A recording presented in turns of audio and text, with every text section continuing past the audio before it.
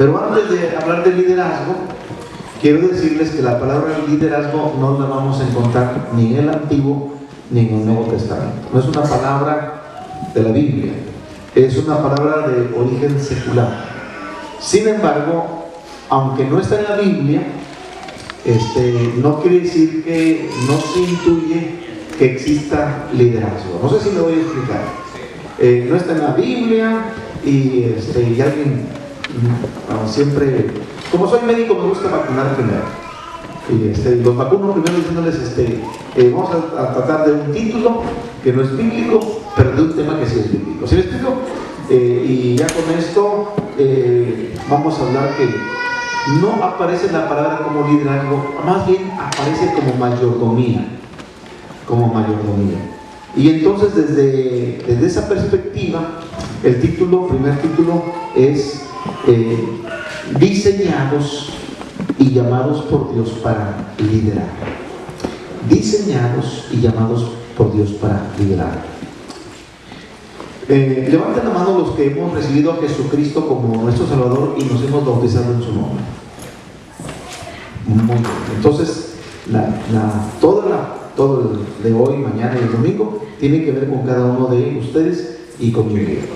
Quiero explicar que los que hemos sido salvados ya estamos conscientes de que cuando nos bautizaron, el ministro levantó su diestra y hizo una oración en nosotros. Y yo me recuerdo la primavera del 79, cuando el ministro levantó su diestra y dijo: por la autoridad de Dios nuestro Padre y bajo la dirección del Espíritu Santo, como ministro del Evangelio, yo te bautizo, Ricardo, para que recibas el perdón de los pecados y el don del Espíritu Santo. Y que le bautizan. Pero a los 25 años, el Señor hizo un llamado a mí. Prácticamente yo estaba terminando mi carrera de médico cirujano y casi que el año que yo me titulé, que fue en el 83, fue el año cuando recibí mi primera congregación como pastor. Así que les voy a hablar desde la experiencia, y me gusta a mí compartir desde la experiencia en el sentido de cuando me bautizaron, me fui luego a la banca. Y tenemos un problema en la iglesia, porque no solamente hay banqueros, también hay senadores. Los banqueros son los que están en la banca y no colaboran en nada. Son espectadores, degustadores de culto, esto más o menos la alabanza, más o menos la predicación. Parece que esta es como para aquel que no vino. Lástima que vino, la predicación era para él. Son degustadores de culto, son los banqueros. Y los senadores, pues tristemente, son los que no vemos en el año, pero no sé cómo le hacen. Pero saben que 18 de abril es la cena del Señor y no más vienen a cenar. Entonces, número uno, en liderazgo no debe haber ni senadores ni banqueros. ¿Estamos correctos? Ok, y entonces cuando hablamos de liderazgo, tenemos que entender, número uno, que debemos comprender que Dios tiene un propósito para nuestras vidas. Dios tiene un propósito para nuestras vidas. O sea, ¿para qué Dios te llamó? O sea, Dios te llama a la salvación y Dios hace un llamado, y el primer llamado es a la salvación. Pero hay un segundo llamado. El segundo llamado es para servirle a Él, para ejercer un ministerio. Un ministerio. Y cada uno de nosotros, los que hemos creído, tenemos que ejercer el ministerio de todos los creyentes. ¿Saben cuál es el ministerio? El ministerio de todos los creyentes es extender el reino de Dios. Ese es el ministerio. Es decir, predica ella, enseñarlo a mi esposa, y predico yo para extender el reino de Dios. Así que cuando hablamos de la predicación, no me estoy refiriendo al púlpito, me estoy refiriendo allá en la calle, allá en las casas, donde la mujer puede ejercer la predicación del Evangelio para traer a otros al conocimiento de Cristo. ¿Cuántos dicen amén? Y no se trata, hermanos, de solo cuidar niños, de mantener la casa, de atender al esposo. El ministerio del creyente, de todos los creyentes, es que también las mujeres tienen que participar en la predicación del reino de Dios. Del reino de Dios. Las mujeres es el ejército que poco está siendo utilizado en la iglesia. Y en nuestras congregaciones tenemos más, un 60%, casi un 70% más de mujeres que de varones. Y las mujeres están siendo prácticamente no están sirviendo prácticamente en el ministerio de todos los creyentes. Y entonces, qué bueno que hay hermanas que están en este taller de liderazgo. El Espíritu Santo, hermanos, ha sido derramado en todos los creyentes en la manera en que nosotros nos hemos bautizado. ¿Saben que nos hemos bautizado también a través del poder del Espíritu Santo? ¿Sí? ¿Saben que es el Espíritu Santo el que está trabajando en la vida de todos los creyentes? Sí, porque es el Espíritu Santo el que nosotros como creyentes debemos de buscar para estar llenos. Y quizás en el transcurso de los temas voy a hablar acerca de la llenura. Una cosa es que usted haya recibido el Espíritu Santo en el bautismo, y otra cosa es que usted esté lleno del Espíritu Santo. Son cosas muy diferentes. Y hay una cantidad de textos increíbles en el Nuevo Testamento acerca de la llenura del Espíritu Santo, y después vamos a poder desarrollar y hablar, porque eso nos hace despertarnos a un ministerio en el que Dios nos está invitando. Entonces, al ser invitados a este taller de liderazgo, lo primero que tenemos que pensar es que ¿cómo es que Dios me diseñó? Hay alguien que es creador y que va a hablarnos de lo que es el diseño. Y para eso tenemos que hablar del génesis del hombre. Y en Génesis capítulo 1, versículo 26, abran sus Biblias. En Génesis capítulo 1, versículo 26, aquí está el génesis del hombre.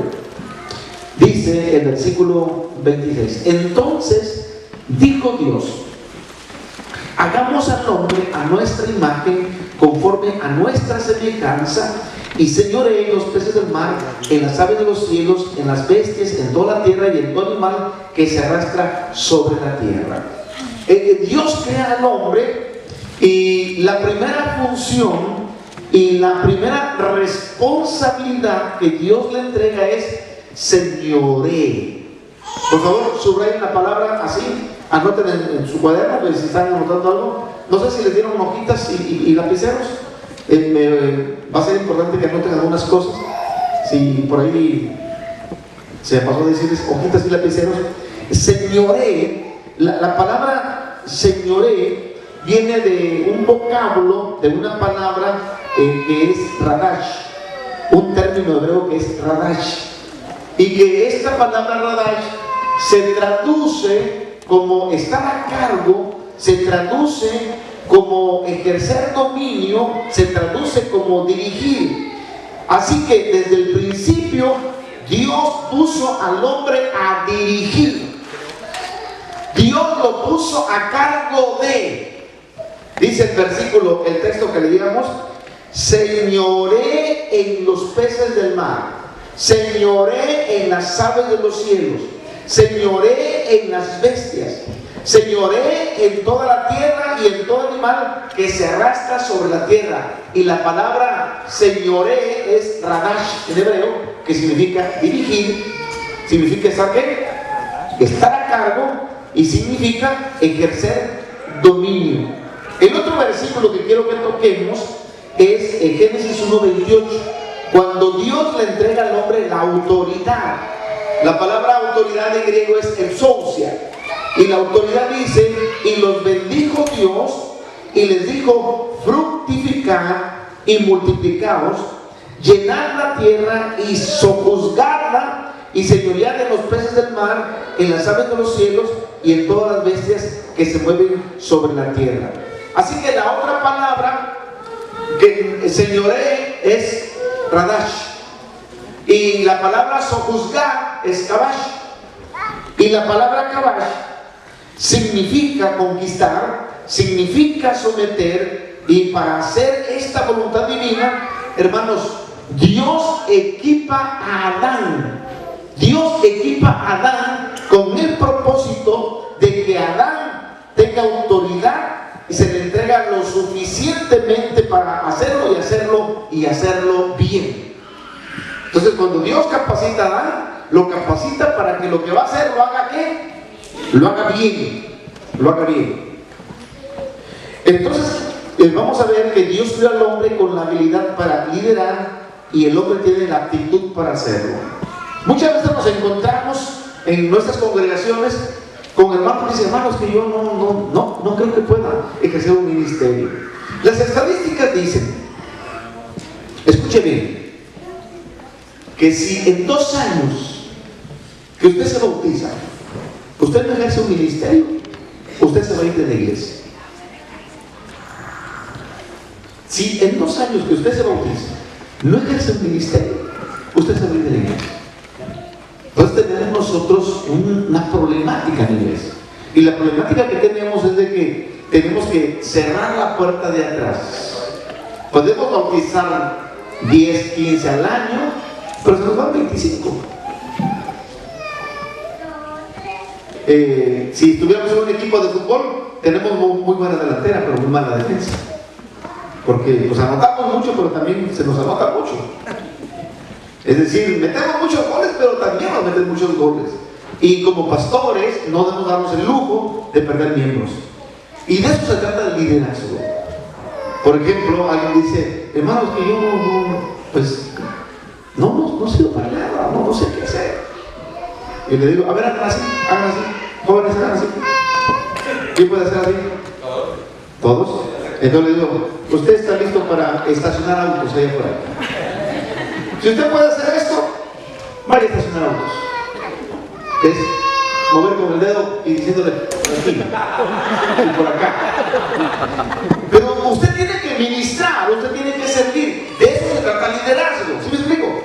De eso se trata el liderazgo. Que nosotros vemos que sí, Dios nos puso las capacidades.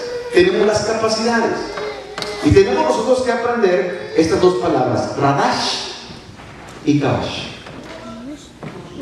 Y vean que no se habla de liderazgo, sin embargo, cuando ya se dirige, entonces es líder. Y una pregunta que tengo que hacerles a ustedes: si usted sale a la calle y nadie lo sigue, usted solamente salió a pasear. Pero si usted sale y alguien lo sigue, entonces usted está ejerciendo un liderazgo. Había un jovencito en mi congregación que me dijo, hermano, yo quiero ser pastor. Yo quiero ser pastor. ¿Usted quiere ser pastor? Pégase aquí. Conmigo, pegadito. Voy a impartir la cena del Señor aquí arriba, junto conmigo. Voy a bautizar. Vean, ¿cómo bautizo? ¿Visitas a los enfermos? Venga, ¿cómo visitamos enfermos? ¿Cómo oramos por ellos? Y ese jovencito allí estuvo pegado conmigo. Me da mucho gusto ver su crecimiento, ver su desarrollo. Cada vez que me ve, me abraza y me besa. Y no sabe qué hacer conmigo. Hoy es pastor. Y es ya un diácono. Y está a punto de ser un ministro. Y cada vez que me ve, se emociona. Y él luego le dice a otros, yo era un jovencito, pero yo me le pegué a él. Y cuando uno tiene gente que lo sigue, entonces uno dice, estoy ejerciendo ¿un qué? Un liderazgo. Así que cuando nosotros miramos en esta primera parte que estamos hablando del diseño por Dios, diseñados por Dios para liderar. Dios entonces creó al hombre con la habilidad para liderar y el hombre tiene actitud para hacerlo. Por tanto, Dios nunca nos va a mandar a hacer algo sin antes habernos equipado. No nos va a mandar a hacer algo sin antes habernos equipado. Vamos a ver el ejemplo del liderazgo de Moisés. Detrás de todas las complicaciones en la vida de Moisés estaba Dios preparándolo. Dios había diseñado que su pueblo Israel sería liderado por Moisés. Y quiero decirles que Dios tenía todo bien planeado, porque para poder sacar a un pueblo de más de 430 años de esclavitud, tenía que poner a alguien que lo tendría que capacitar en el corazón del poderío del gobierno de Egipto. Entonces tenía que estar, pero muy cerca del faraón, y tenía que ser un hombre que debería ser instruido en todas las artes y en todas las ciencias de Egipto. Y entonces preparó todos: la muerte de los niños y la salvación en una cesta de un niño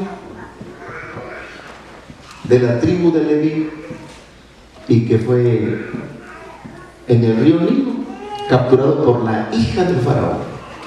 Ahí lo acogió como su hijo. Y quiero decirles que Moisés estudió las artes y las ciencias de Egipto como el príncipe de Egipto. Moisés era un príncipe de Egipto, ¿sí o no? Y como príncipe de Egipto, usted puede observar que él tenía todas los deseos de su madre adoptiva, la que lo crió, de llevarlo al trono como faraón. Pero dice ya en la carta de los Hebreos, capítulo 11, que él, como viendo al invisible, renunció de los tesoros y de los favores del faraón, de las riquezas, y él prefirió, hermanos, el vituperio. Pero Moisés estaba diseñado para ser príncipe de faraón. Sin embargo, miramos que también Moisés tenía que conocer toda la política y todo el gobierno de faraón para poder sacar a Israel. Pero también tenía que conocer al lugar donde iba a llevarse al pueblo. Así que 40 años educado dentro del gobierno del faraón y 40 años educado en el desierto, porque al pueblo lo iba a trasladar al desierto. Dios preparó todo. 40 años en Egipto y 40 años ¿dónde? En el desierto, como pastor. ¿Él había sido capacitado como pastor de niño? Nunca. ¿Qué sabía? Las ciencias. ¿Y qué más? Y el arte. Pero cuando llegó con su suegro, el sacerdote de Madián, luego le dio una vara y le dio ovejas. Ahí va a empezar su otra capacitación. Antes de ser líder, Dios te capacita. Antes de ser líder, Dios te prepara. Sin embargo, hermanos, algo que tenemos que conocer es que generalmente cuando nos llama Dios para servirle, surgen las excusas, surgen los miedos y surge una lucha dentro del corazón, una lucha interna. Y así que cuando hablamos nosotros de las luchas, de los miedos y de las excusas, miramos a Moisés, que se siente incompetente, que se siente nada preparado para liderar. Y en la escritura, hermanos, muchos líderes tuvieron la misma lucha, y vamos a ver el caso de Moisés. Número 1, primero luchó con su identidad. Luchó con su identidad. ¿Sabe que la lucha de su identidad es, cuando nosotros leemos allá en Hebreos, pero vamos a ver primero Éxodo 3, verso 11 y verso 12 y 14. Éxodo 3. Dice verso 11. Entonces Moisés respondió a Dios: ¿quién soy yo para que vaya Faraón y saque de Egipto a los hijos de Israel? ¿Quién soy? Es la primera pregunta. ¿Quién soy? ¿Quién es usted? ¿Quién soy yo? ¿Quién soy yo? Y él respondió: ve, porque yo estaré contigo, y esto te será por señal de que yo te he enviado. Cuando hayas sacado de Egipto al pueblo, serviréis a Dios sobre este monte. Verso 14. Y respondió Dios a Moisés: yo soy el que soy. Y dijo: así dirás a los hijos de Israel: yo soy, me envió a vosotros. Él trae una duda. Primero, ¿quién soy yo? Y luego la pregunta: ¿y quién eres tú? ¿Qué les voy a decir a los hijos de Israel? ¿Quién eres? ¿Quién es el Dios que se me apareció? ¿Quién eres tú? Y entonces él dice en hebreo: Yod Bojé, el tetragramatón, las 4 letras impronunciables, consonantes todas, sin vocales. Yod Bojé, te envía. Yo soy el que soy. Ven, y te envía. Aquí hay una situación de que está luchando con su identidad. Y por eso cuando nosotros leemos en Hebreos, vayan ustedes a la carta a los Hebreos, por favor, capítulo 11. Anótenle porque esta cita no viene en el material ahí. Pero quiero contar un poquito en esto acerca de la identidad, porque dice el versículo 23 de Hechos, de Hebreos 11. Por la fe Moisés, cuando nació, fue escondido por sus padres por 3 meses, porque le dieron un niño hermoso y no temieron el decreto del rey. Ok. Cuando él es niño, ¿nace egipcio o hebreo? ¿Cómo nace? Hebreo. Fíjense, ven el verso 23. Por la fe Moisés, cuando nació, fue escondido por sus padres por 3 meses, porque le dieron un niño hermoso y no temieron el decreto del rey. Venga el verso 24. Por la fe Moisés, hecho ya grande, rehusó llamarse hijo de la hija de Faraón. Entonces cuando Dios te llama, Dios te llamó Josías cuando eras un niño y no lo sabías. Ricardo, a mí me llamó Dios cuando yo era un niño, yo no lo sabía. A usted Dios lo llamó, usted ni sabía que Dios lo había llamado. Dios lo tenía en sus planes. Pero cuando usted es niño, Dios te escoge. Pero cuando te haces adulto, ahora tú escoges a Dios. Ahora tú decides. Cuando él es niño, él no supo, Moisés, que Dios ya lo había escogido. Por eso lo guardó su vida. Era un niño hermoso, dice.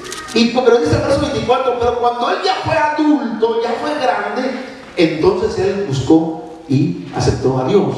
Rehusó ser hijo de la hija de Faraón. Era un dilema. Él decía: si acepto ser judío, soy esclavo. Si acepto ser hijo de la hija de Faraón, soy príncipe de Egipto. Casi para sentarme en el trono del Faraón. Pero ven el versículo 25. Escogiendo antes la mirada en el galardón, y por la fe dejó a Egipto, no temiendo la ira del rey, porque se sostuvo como viendo al invisible. Pero Dios lo escogió. Entonces uno tiene que aprender que para el liderazgo, Dios nos escoge desde, no sabemos cuándo nos escogió Dios, pero ahora te toca a ti decidir escoger tú a Dios. Te toca a ti escoger a Dios. Y lo que primero lucha él es con su identidad. O soy egipcio, o soy ¿qué? Hebreo. O soy esclavo, o soy príncipe de Egipto. Y es una lucha. A ver, ¿qué despreció Moisés? ¿Despreció fama? ¿Dinero? O sea, tesoros, riqueza. Despreció poder, que es el móvil de la codicia. Los gobiernos de la tierra, los gobernantes de la tierra, ese es el móvil. El 10º mandamiento de la ley de Dios, de que dice: no codiciarás. Pero todos los que codician ser poderosos, ricos y famosos. ¿La fama ha perdido a la gente? ¿La riqueza ha perdido a la gente? ¿El poder ha perdido a la gente? Sí, es la trampa. Y Moisés dijo: no fama, no dinero, no poder. Prefiero mi pueblo. Prefiero a Dios. Segundo, luchó con la incertidumbre del futuro. Cuando nosotros leemos Éxodo 4:1, dice: entonces Moisés respondió diciendo: he aquí que ellos no me creerán, ni oirán mi voz, porque dirán: no te ha parecido a Jehová. Hermanos, todavía ni se presenta y él ya está diciendo lo que va a acontecer. ¿Acaso conoce el futuro? No, no lo conoce. Él está luchando con la incertidumbre del futuro. Dice: he aquí que ellos no me creerán, ni oirán mi voz. Y Dios le da el poder, le dice: ellos creerán, confía en mí. El miedo, hermanos, es derrotado. El miedo es derrotado por la fe en Dios y en su poder. Y tercero, luchó con su incompetencia. En el 4:10 dice la palabra: y entonces dijo Moisés a Jehová: ay, Señor, nunca he sido hombre de fácil palabra, ni antes ni desde que tú hablas se pusieron, porque soy tardo en el habla y torpe de lengua. Ahora, ¿cuántos de ustedes conocen toda la Torah? Levanten la mano. Cuando digo la Torah me refiero a Génesis, Éxodo, Levítico, Números y Deuteronomio. Esa es la ley de Dios. Los 5 libros. ¿Cuántos la conocen? ¿Cuántos la han leído? Levanten su mano. Díganme ustedes, ¿en dónde está escrito en la Torah que Aarón haya hablado? No. Y le dice Dios: ay, tu hermano, te voy a poner a tu hermano. Pero Aarón nunca habló. No dice. No está registrado, pero no dice. Y viene a decir: pero hermanos, es solamente un ¿qué? Pretexto. Un pretexto. Y entonces luchó con su incompetencia. Soy tardo en el habla y torpe de lengua. Y Dios le responde: ¿quién dio la boca al hombre? ¿No soy yo Jehová? Ve, y yo estaré en tu boca y te enseñaré lo que hayas de hablar. Y Jehová le respondió: ¿quién dio la boca al hombre? ¿O quién hizo al mudo y al sordo y veas y que ve y al ciego? No soy yo Jehová. Ahora pues ve, yo estaré con tu boca y te enseñaré lo que hayas de hablar. Verso 13: y él dijo: ay, Señor, envía, te ruego, por medio del que debes enviar. Él luchó con un sentimiento de inferioridad. ¿Cuántos se sienten pequeños? ¿Cuántos se sienten inferiores? Yo decía, ¿cuándo? Yo de verdad, era un joven que estaba en la banca, y yo decía, ¿cuándo voy a estar predicando en un púlpito? ¿Cuándo? Dios ha abierto puertas, hermanos, y me ha bendecido, pero ¿sabe? Porque he confiado en el Señor, pero que también Él está confiando en mí, y Él está confiando en usted, y de eso se trata. Al ver este ejemplo, muchos de nosotros nos identificamos con Moisés y nos preguntamos, ¿por qué el pastor se fijó en mí?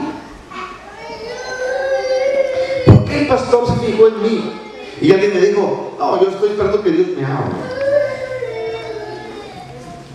Le dije, pastor, yo voy a orar y voy a esperar que Dios me hable, que Dios me confirme.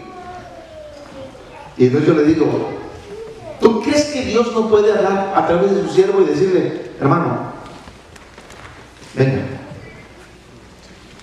quiero que usted se haga cargo de los niños? Pues, quiero que usted se haga cargo de los niños. Quiero que usted se haga cargo de los adolescentes. Quiero que usted se haga cargo de los jóvenes. Es bien interesante, hermanos, que cuando nosotros miramos a Elías huyendo de la reina que lo amenazó de muerte, y dice la palabra que le dijo Dios, vete y pon la corona al rey de Siria, y luego baja a Israel y pon la corona al rey de Israel, y entonces entrega tu puesto, entrega tu cargo. Eso le pudo a Elías. Pero agarró un manto, hermanos, y había un boyero, uno que araba con 2 bueyes, con una yunta de bueyes, y llegó Elías y le dio el manto encima. Y el que recibió el manto se llama Eliseo. Y entonces Elías le dijo a Eliseo: ¿qué te he hecho yo? Lo llamó. ¿Qué hizo Eliseo? Agarró la yunta de bueyes de madera, la hizo leña, y a los bueyes los hizo barbacoa, invitó a todo el pueblo a comer. Y le dijo: me voy de profeta, me voy de profeta. ¿Saben?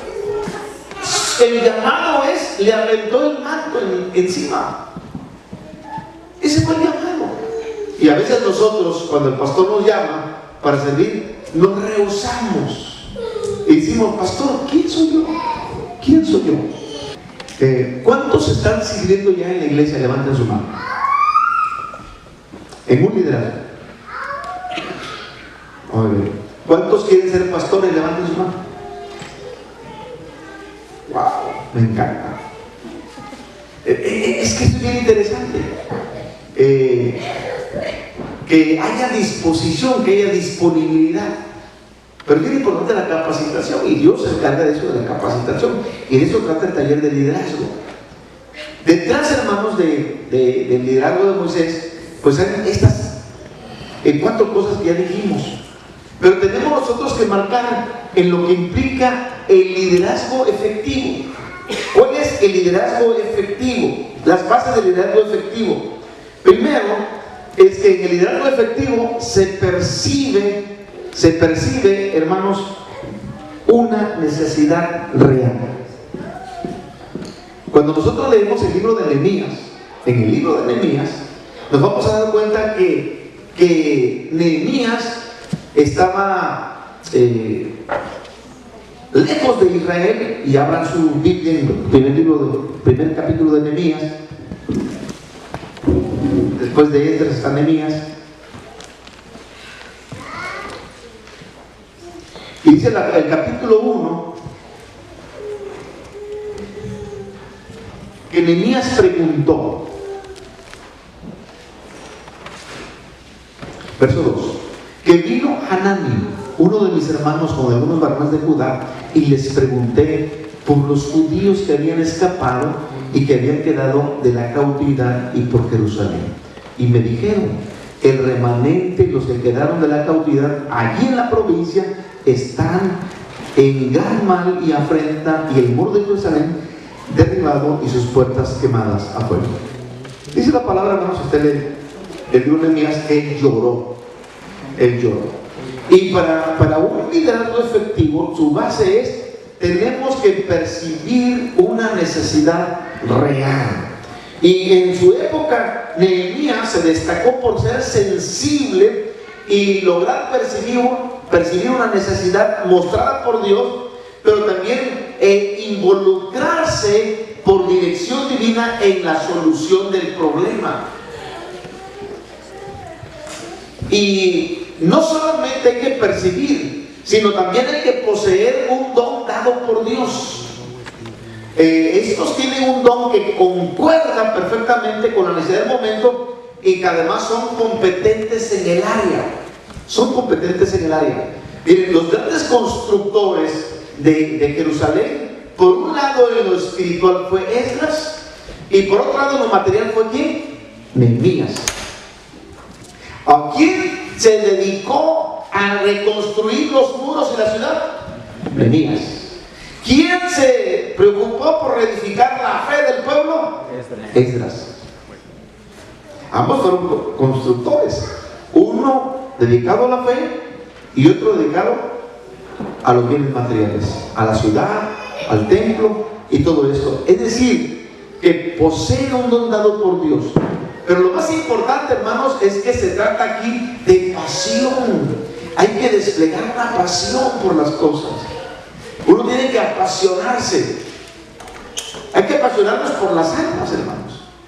Hay que apasionarnos por la obra de Dios. Debemos ser apasionados. Y dice la palabra aquí que en el líder se despierta una pasión que lo consume, y esa pasión es irresistible. ¿Se imaginan Nehemías no podía presentarse al rey con cara de tristeza. Si Nehemías se presentaba delante del rey con cara de tristeza, ¿qué le podía pasar? Le quitaban la cabeza. Y el rey le preguntó: Nehemías, te noto que estás ¿qué? Triste. ¿Qué te pasa? Pues yo estoy bien aquí, pero mi tierra, mi pueblo, ¿qué necesitas, Nehemías? Y le empieza el rey a proveer, ¿sí o no? Le empieza a proveer. ¿Cuántos tienen familia en otro país? Levante su mano. ¿Qué les preocupa? ¿Qué les está preocupando?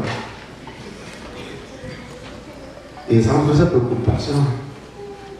¿Y desde cuándo está enfermo? Y ya la llevaron al doctor. Y no vienen. Quieren que les mande. ¿Cuánto les mando? ¿Han hecho esa situación en la que colaboran con su familia que está allá por una necesidad tan grande?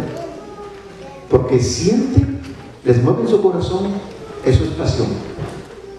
Pasión por sus familiares y por su necesidad. Este tiene pasión por su ciudad, por los judíos que quedaron allá, porque le dijeron: todo está quemado, todo está destruido.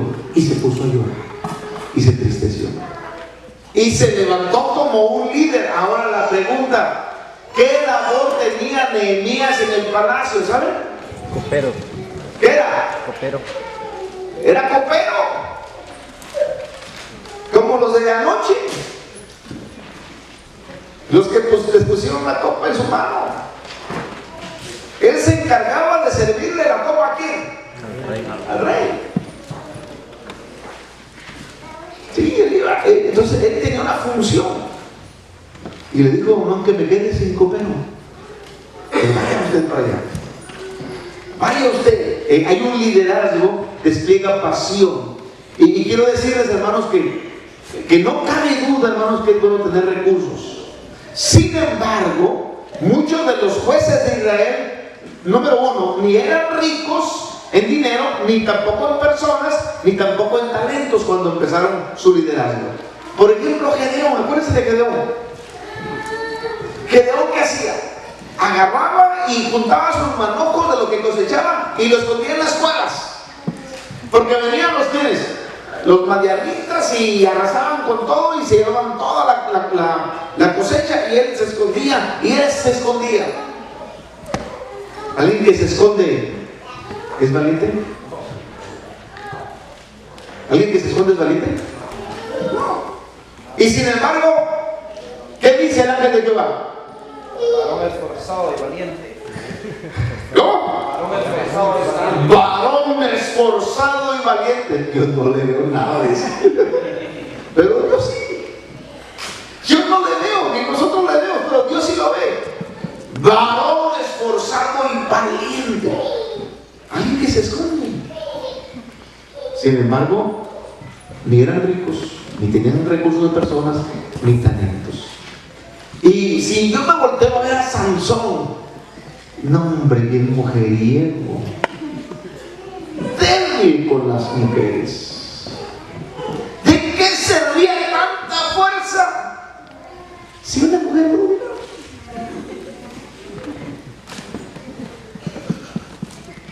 Si se ríen es de nervios. O hay una mujer que los domina. Y el que no se ríe. Algo está pasando ahí. Bueno, Sansón, hermanos, Sansón, miramos nosotros que era inestable en su forma moral de vida. Sus padres decían: no se case con esa filistea. Mira las hijas del pueblo, las hijas de Israel, no se case. La que le guiñaba el ojo y le coqueteaba con esa así. Sin embargo, hermanos, con esa falta de moral firme, Dios lo usó en su liderazgo. Y así podríamos hablar de Jefté, que era impetuoso, y también de Ibsán, Elón y Abdón, que ya eran mayores de edad. Y esto, hermanos, no detiene cuando hay pasión. No detiene a las personas cuando hay pasión. La pasión, por ejemplo, de Caleb. Caleb dice que él entró a la tierra prometida junto con Josué, pero de toda esa generación que se perdió, Caleb todavía dijo: ven en ese monte. Wow, ven en ese monte. ¿A los cuántos años que pidió eso? A los 80. Sí. Pero a los 80 años. Y cuando tenemos hermanos en la iglesia, hermanos, que dicen: hermano, creo que ya me estoy jubilando, creo que ya no. Yo he visto a ministros bien ancianitos, al hermano Jonathan Martínez, que después de jubilar todavía sirvió de pastor en varias congregaciones, y creo que murió por allá por Torreón. Y es alguien que se le recuerda con mucho cariño. Y uno dice: yo quisiera terminar así mis años. Es decir, no importa la edad cuando hay esa pasión. Persuaden a las personas. Miren, cuando Jesús aparece en Galilea predicando el reino de Dios, hay un fenómeno. El primer predicador del reino de Dios, según Mateo capítulo 3, vayan a su Biblia, el primer predicador del reino de Dios es Juan el Bautista. Mateo capítulo 3, versículo 1 y 2. El primer predicador del reino de Dios es Juan el Bautista. Dice el versículo 1 y 2 de Mateo 3. En aquellos días vino Juan el Bautista predicando en el desierto de Judea. ¡Wow! No sé cuántos quieren ir a predicar a un desierto. ¿Saben qué hay en un desierto? No hay nada. Yo me pongo a pensar: ¿por qué no lo mandaron a predicar a las plazas, a los mercados, a donde el templo, donde hay bulla, donde hay gente? Pero no, es un predicador del desierto. Dice el verso 1. En aquellos días vino Juan Bautista predicando en el desierto de Judea. 2. Y diciendo, esta es su predicación: arrepentidos, porque el reino de los cielos, ¿qué? Se ha acercado. Así que el primero del reino de Dios es Juan el Bautista. Y entonces aparece lo que más tarde después Jesús aparece en Galilea. Y la pregunta es: ¿por qué en Galilea? Capítulo 4, verso 12. Dice el versículo 12: cuando Jesús oyó que Juan estaba preso, entonces volvió a Galilea. Y dejando a Nazaret, vino y habitó en Capernaum, ciudad marítima en la región de Zabulón y de Neftalí, para que se cumpliese lo dicho por el profeta Isaías, cuando dijo: tierra de Zabulón y tierra de Neftalí, camino del mar, al otro lado del Jordán, Galilea de los gentiles, el pueblo asentado en tinieblas vio gran luz, y a los asentados en región de sombra de muerte, luz les resplandeció. La clave del verso 17 dice: desde entonces comenzó Jesús a predicar y a decir: arrepentidos, porque el reino de los cielos se ha acercado. Fíjense, hermanos, es la misma predicación del Bautista. No cambió nada, ni en comas, ni en puntos. Es la misma predicación, idéntica. Arrepentidos, porque el reino de los cielos se ha acercado. Y luego yo me pregunto: ¿qué debo de estar predicando hoy, 2019, abril 2019? ¿Cuál debería ser mi predicación? ¿De qué debería estar predicando yo? De arrepentidos, porque el reino de los cielos es la misma predicación, no cambia. Y les voy a explicar que es la misma predicación que impregnó en los 12, que impregnó en los 70, que impregnó en la iglesia. Y así va la historia. Voy a tocar a ustedes rápido porque el tiempo se nos va. Capítulo 10 de Mateo, verso 1.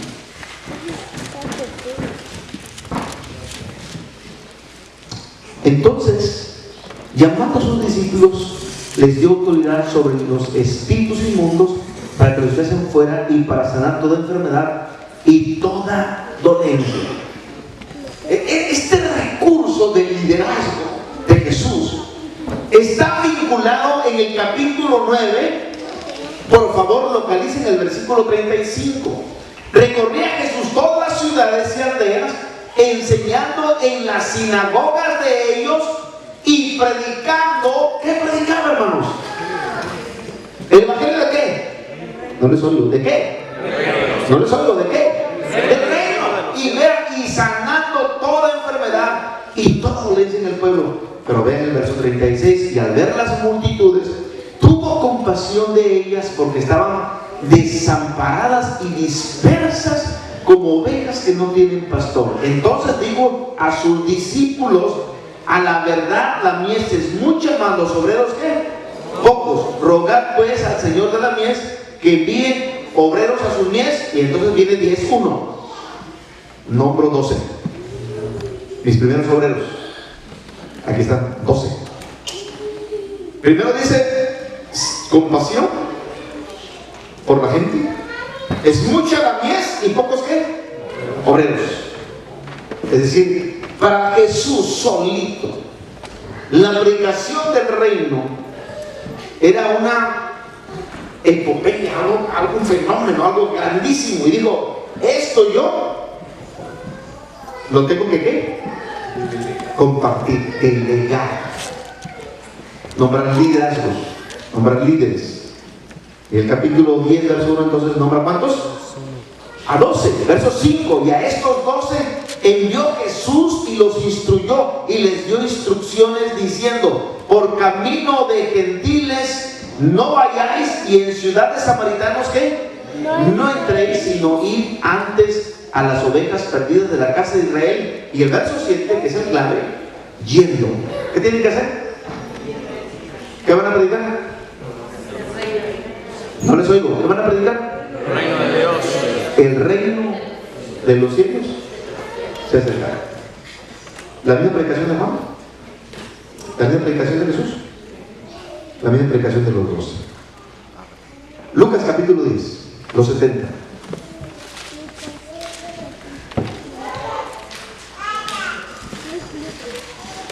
Verso 1. Cosas.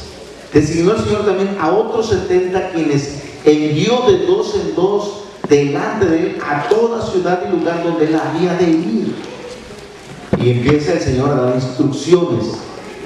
Aquí están 70, versículo 9. Y sanad a los enfermos que en ella haya, y decidles, ¿qué cosa? Se ha acercado a vosotros, ¿qué? El reino de Dios. Verso 11. Aún el polvo de vuestra ciudad que se ha pegado a nuestros pies, lo sacudimos contra vosotros, pero esto sabed que el reino de Dios se ha acercado a vosotros. La misma predicación. Los 12, los 70, el reino de Dios. Entonces seguimos con este vínculo de la predicación. Jesús muere, hermanos. Jesús muere y resucita. Y estuvo 40 días en la tierra. ¿Qué creen que estuvo haciendo? Predicando. ¿Qué predicaba? Vamos a verlo. Hechos capítulo 1. ¿Qué predicaba Jesús después del resultado? Hechos capítulo 1, verso 3. A quienes también, después de haber padecido, se presentó vivo con muchas pruebas indubitables, apareciéndoseles durante 40 días y hablándoles acerca de ¿qué? Del reino de Dios. Les digo, Hechos capítulo 1, verso 8. Y recibiréis poder cuando venga sobre vosotros, ¿qué cosa? El Espíritu Santo. Y me seréis testigos en Jerusalén, en toda Judea, en Samaria y hasta lo último de la tierra. Entonces aquí está la palabra profética de Jesús. Vamos a ser testigos. Todos vamos a ser testigos. Que es la predicación del ministerio de todos los creyentes. Ser testigos. Testificar acerca de Cristo. Hechos 1.8 se va a convertir en Hechos 8.1. Vamos a Hechos 8.1. Y Hechos 8.1 nos va a hablar acerca de esta palabra de predicación desde Jerusalén, Judea, Samaria hasta lo último de la tierra. Y Saulo consentían su muerte en aquel día, y hubo una gran persecución contra la iglesia que estaba en Jerusalén, y todos los que estaban en Jerusalén fueron esparcidos por las tierras de Judea y de Samaria, salvo los apóstoles. Los líderes no salieron de Jerusalén.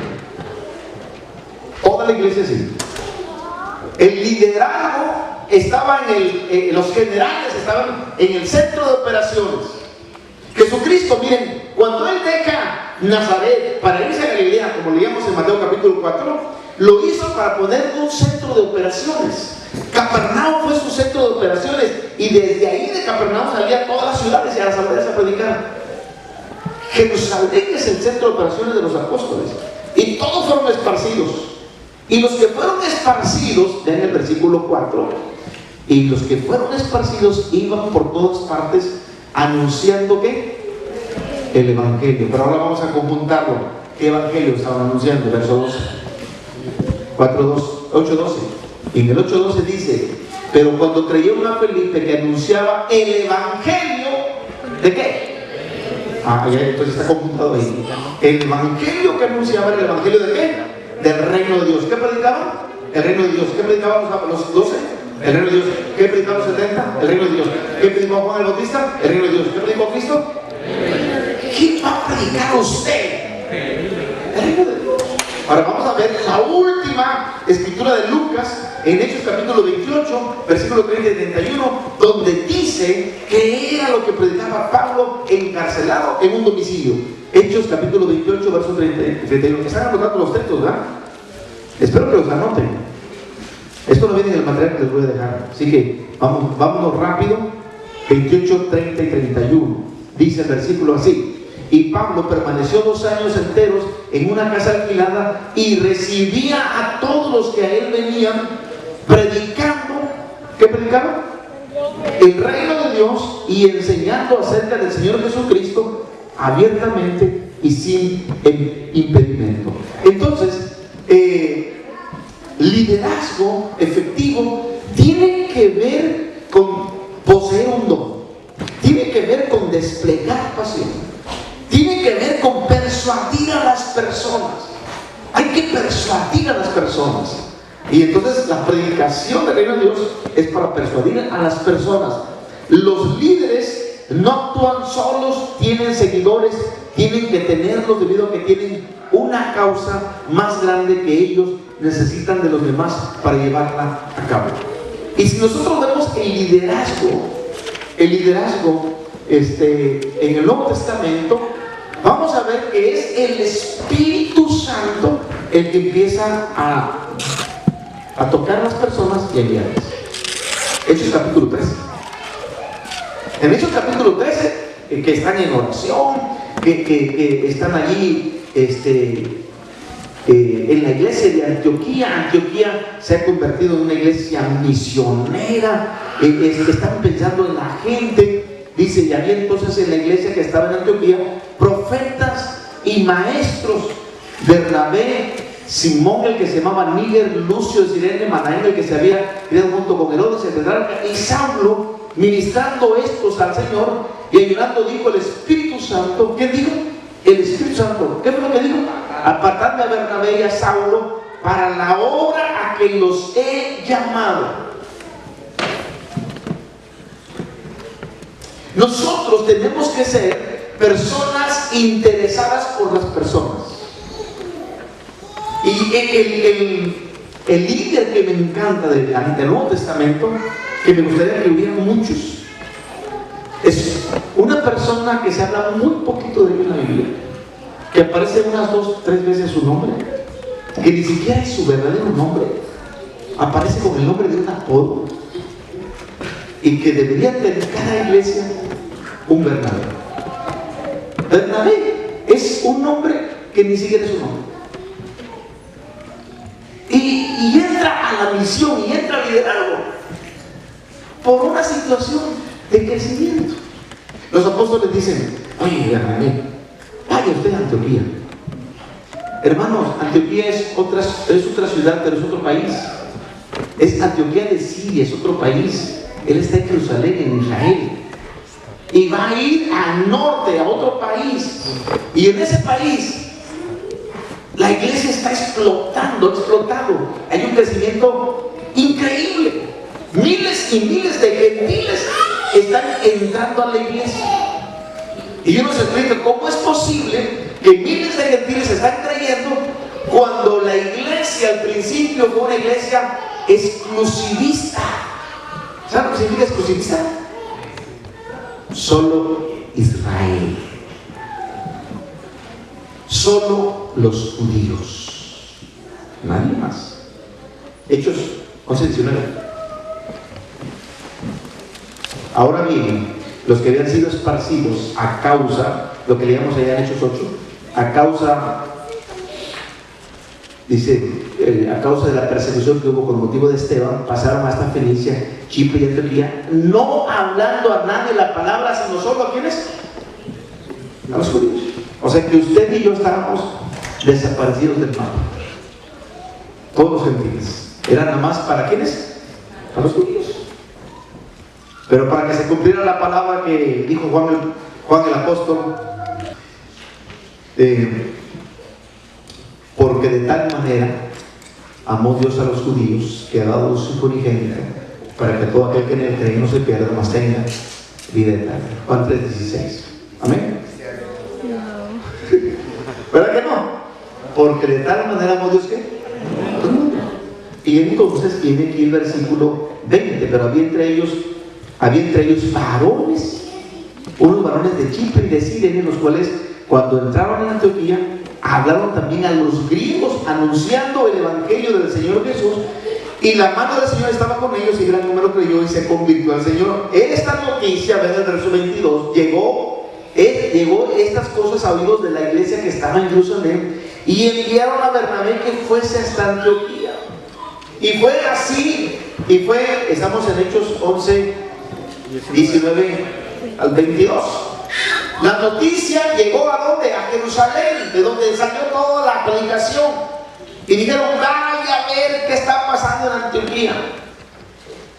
Es como si me mandaran a mí desde Acapulco hasta Elizabeth, porque aquí están explotando la iglesia. La gente no cabe para entrar, están haciendo filas para entrar. Y me mandan aquí para ver qué está pasando. Y les digo, bueno, ¿qué pasó con ustedes? ¿Por qué tantos gentiles si esto era para los judíos? Y entonces Bernabé se le alumbra. Verso 23 dice, cuando llegó vio la gracia de Dios. Vean, cuando llegó, ¿qué fue lo que vio? La gracia de Dios. ¿Y qué más? ¿Se enojó? ¿Se qué? ¿Se qué? Se regocijó. Ok, ahora quiero a ver que entiendan la palabra se regocijó. ¿Cómo la entienden? ¿Qué es regocijarse? ¿En un buen español? A ver, una cosa es gozarse y otra cosa es regocijarse. Ven el diccionario. Es como gozarse en la quinta, sexta o séptima potencia. Es el extremo. Hagan de cuenta que estamos en un partido de fútbol.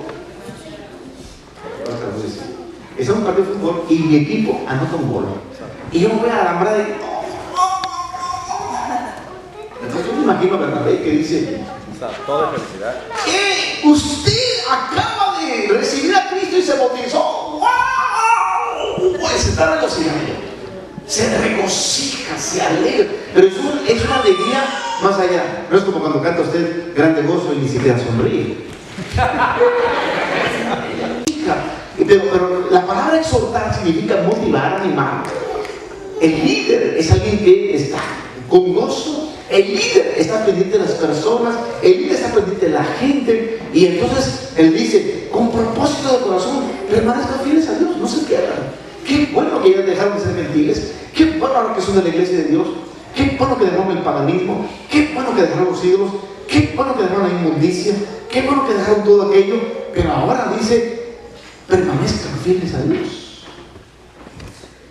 Y yo creo que alguien que tiene ese ánimo, esa motivación, tiene que ser ejemplo Porque dice el 24 que tenía las 3 características que todo líder debe tener.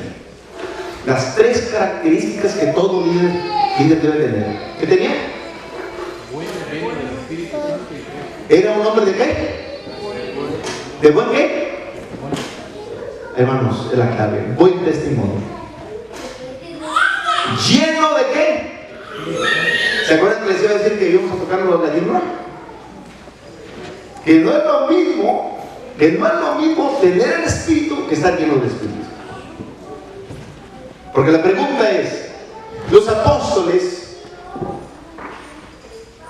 antes de Hechos 2, ¿tenían el Espíritu sí o no? ¿Sí o no? Vayan a Juan capítulo 20 y van a darse cuenta que Jesús les sopló y les dijo, recibid el Espíritu. ¿Sí o no? Les sopló y dijo, reciban el Espíritu. ¿Lo recibieron o no? Pero una cosa es recibirlo y otra cosa es estar lleno. Pero vean Hechos 2, verso 4, y vean lo que dice la palabra. Bueno, vamos a Juan 20 para que ustedes vean el versículo 21 al 22. Y cuando les hubo dicho esto, les mostró las manos y el costado, y los discípulos se regocijaron viendo al Señor. Entonces Jesús les dijo otra vez, pasa a vosotros, como me envió el Padre, así también yo os envío. Verso 22. Y habiendo dicho esto, sopló y les dijo, recibid el Espíritu Santo. ¿Lo recibieron o no lo recibieron? Sí, pero no estaban llenos todavía. Vayan a Hechos capítulo 2, versículo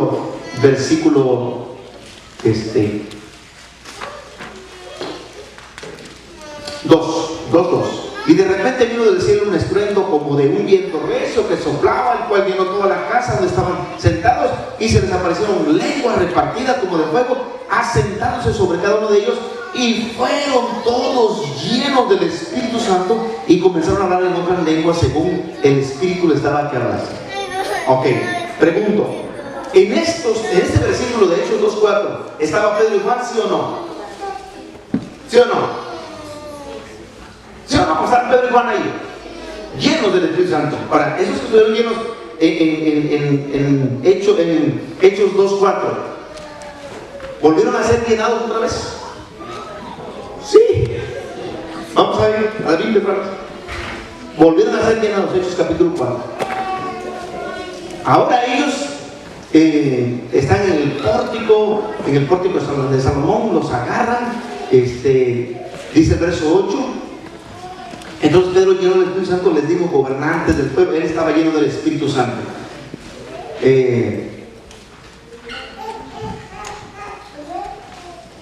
Versículo 31, ellos hacen una oración a Dios porque no les permiten que hablen de Cristo, y ellos dicen en el 4:12, en ningún otro hay salvación, porque no hay otro nombre debajo del cielo dado a los hombres en el cual podamos ser salvos. Y llegan con la iglesia y le dicen, hermanos, nos pusieron en libertad, pero miren lo que les está pasando, y empiezan a orar a Dios.